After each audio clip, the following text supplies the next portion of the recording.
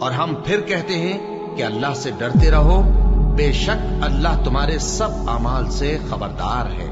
اور ان لوگوں جیسے نہ ہو جانا جنہوں نے اللہ کو بھلا دیا تو اللہ نے انہیں ایسا کر دیا کہ وہ خود اپنے آپ کو بھول گئے۔ یہی لوگ ہیں نافرمان۔ اہل دوزخ اور اہل بہشت برابر نہیں، اہل بہشت ہی کامیابی حاصل کرنے والے ہیں۔ اگر ہم یہ قرآن کسی پہاڑ پر نازل کرتے تو تم اس کو دیکھتے کہ اللہ کے خوف سے دبا اور پھٹا جاتا ہے۔ اور یہ مثالیں ہم لوگوں کے لیے بیان کرتے ہیں تاکہ وہ غور کریں۔ وہی اللہ ہے جس کے سوا کوئی معبود نہیں، پوشیدہ اور ظاہر کا جاننے والا، وہ بڑا مہربان ہے، نہایت رحم والا ہے۔